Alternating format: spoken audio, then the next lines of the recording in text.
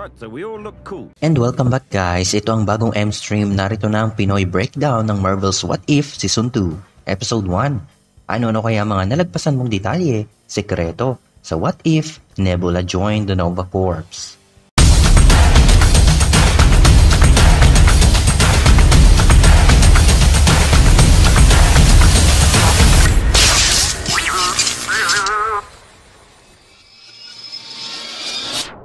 Before we begin, you can comment down below to join in my custom shoutout. Mapapansin natin ang Marvel intro na medyo naiiba doon sa Season 1. Ang episode na ito ay tila nababalot ng misteryo at medyo madilim ang timpla. At napag-alaman natin na ito pala ang planetang Sandar. Huli nating narinig ang Sandar matapos itong sirain ni Thanos upang kunin ang Power Stone. Ito yung isa sa mga planeta na nakita natin sa pelikulang Guardians of the Galaxy. Nagbabalik si Karen Gillian upang bosesan si Nebula at may kita natin ang bangkay ni Yondu. Nagbabalik din ang The Watcher na binosesan ni Jeffrey Wright. Ang unang episode na ito ay halos may pagkakatugma sa Blade Runner, yung medyo deep tone ng vibe. Matapos niya makuha ang Yakai Arrow ni Yondu, nakita niya ang isang database na tumutugma sa struktura ng shield ng planetang Sandar. Binigyan ni Nova Prime si Nebula ng sikretong misyon.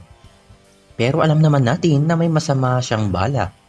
Nagbabalik ang ilang karakter gaya na lang nila Korg, Mick at Drax. Nariyan din si Howard the Duck.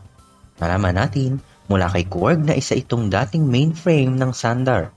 Project, actually. Sanitation department, metadata, unpaid parking tickets, rush hour statistics, source code for the shield generator, even an actual kitchen. Makikita rin natin dito si Anra. Huli natin siya nakita sa pelikula ni Captain Marvel.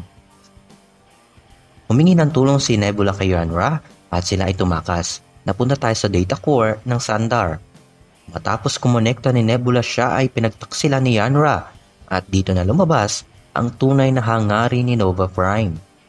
Tinulungan ni na Howard the Duck si Nebula at kanyang sinuot ang control fin ni Yondu at binigyan tayo ng team shot.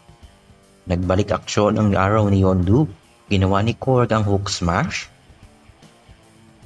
at nagtapos ang laban sa pagkakahulog ni Nova Prime at bumukas muli ang Sandar. Bagong liwanag, bagong pag-asa dahil kay Nebula.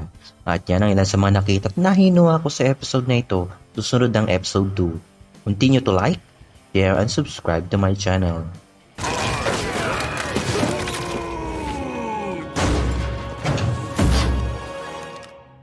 Nebula?